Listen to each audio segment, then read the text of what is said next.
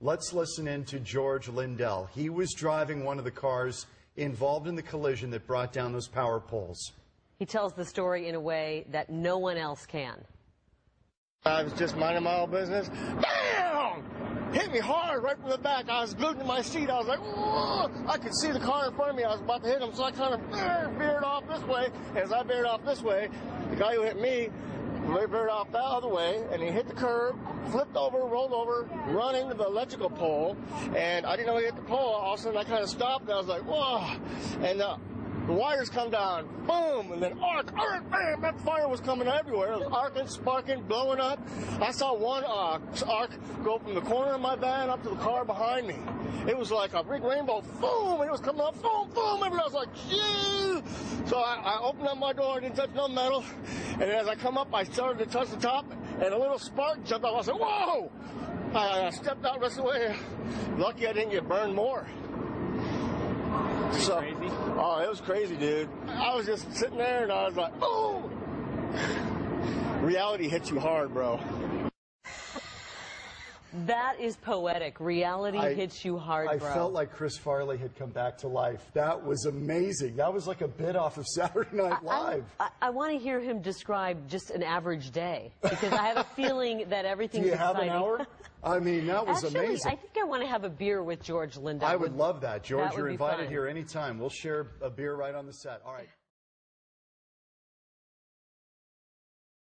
Well, many of you parents, including myself and Karen as well, have probably helped your child pick out something to take to school for show and tell. But what one boy took to class in Sweet Springs, Missouri, had the teacher calling police. KCTV5's Betsy Webster is live in that small town tonight with the incredible and unbelievable story. Betsy? Indeed, very hard to believe what that little boy brought to his kindergarten class at the town's school here was something that shocked even law enforcement. A crack pipe and several baggies of crystal meth. This is what probably comes to mind when you think of kindergarten. Playgrounds, story time, and show and tell.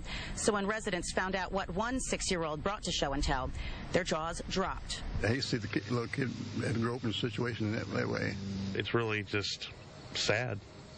That resident didn't want to be identified, but lives not far from the home searched in connection with the case. It kind of makes you wonder why parents would leave something like that out for, a child to get a hold of. 32-year-old Michelle Cheatham, the mother of the boy in question, was charged last week with possession and child endangerment.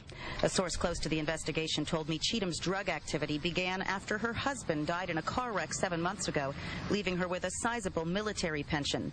A family friend at Cheatham's home politely declined comment, but told me the boy was being cared for by loved ones. According to charging documents, the kindergarten teacher had asked children to bring pictures of their family for show and tell. A crack pipe and several baggies of rocks, which later tested positive for methamphetamine, were what the 6-year-old brought. The police chief said the drugs brought to school in the boy's backpack weighed 1 ounce, or $3,700 worth street value. There might be more than that around here we know of. Not might, but is, according to the other neighbor, who helps substance abusers for a living. Unfortunately, meth nowadays attacks every neighborhood. It doesn't have to be a trailer park or a bad side of town. Cheatham's bond was set at $7,500 cash only. I checked in tonight with the Saline County Jail, and the staff there tell me that she has posted bond. Reporting live in Sweet Springs, Missouri, I'm Betsy Webster, KCTV5 News. Я слышал сегодня 5 раз меня уже тут все у нас главные, значит, одни летчики, другие, значит, курятники там и так далее. Я уже просто устал, честно говоря, желание просто дать в морду, понимаете? Так вот, ты хочешь проэкспериментировать? Ну не здесь только. Ты хочешь проэкспериментировать? Совсем сдурочка. Александр Евгеньевич, пожалуйста, я понимаю, что это будет красивая картина, но я вас умоляю, столько людей уже дрались в этой студии. Вот этот человек, например, да, там 3 года назад сказал, что башня Федя... Давайте эту охрану сюда зовите. Ну что охрану? Давай что-то. Ждешь, что я очки сниму? Слушайте, вы... Ну, пожалуйста. Не, ну что такое? Ты совсем слушаешься? Я в шоке. Ну это вы. А женщина всего-навсего спросила...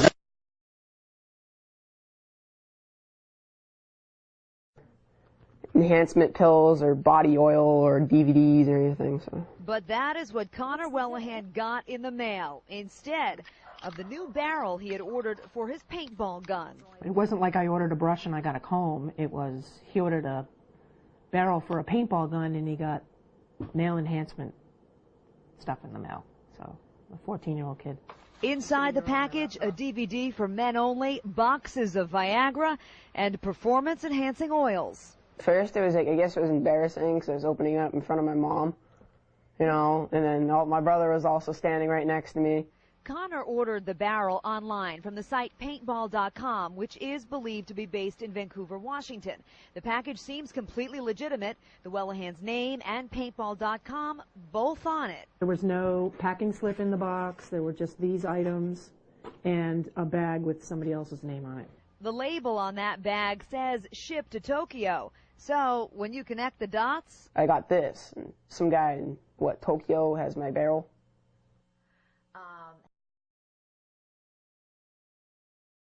Taking action for you. Channel 3 Eyewitness News starts now. At the top of the hour on your Tuesday, I think you're seeing some weather right now. Good morning, everyone. It is the 12th day of October. There we are.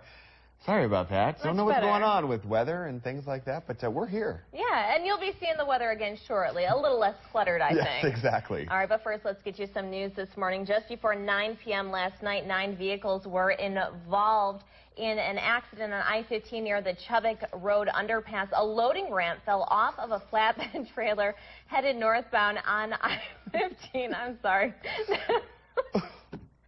That's when the other vehicles hit the ramp and received varying degrees of damage to their undercarriage and tires. No injuries were reported. Idaho State Police is investigating the crash with assistance from the Bannock County Sheriff's Office and Pocatello City Police. All right, we're trying to figure this out, folks. Yesterday morning, a car accident at a crosswalk at 9th Street and Martin Luther King Jr. sent 2 people to hospital in Pocatello. Now, according to witnesses, a Jeep had stopped at the crosswalk to allow a pedestrian to cross the street and was rear-ended by a Toyota. Students standing near the crosswalk say the Toyota did not stop before running into the back of the Jeep. The driver of the Toyota and the passenger were both transported to the hospital. The driver of the Jeep and the pedestrian crossing the street were not hurt. Sorry, this is a serious story, folks. Pocatello police say the driver of the Toyota was cited for inattentive driving. In Bonneville County, the pedestrian did get hit. 20 school student Josh Foster was hit by a vehicle at 9:33 Monday morning during a school break. Excuse me, folks. Missy Bierma was driving her minivan when she hit Foster crossing the street in front of the school.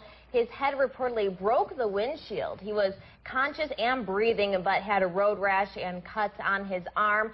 He was taken to Irmac. Bierma was cited with inattentive driving. All right, we're going to take a quick break. We'll be right back.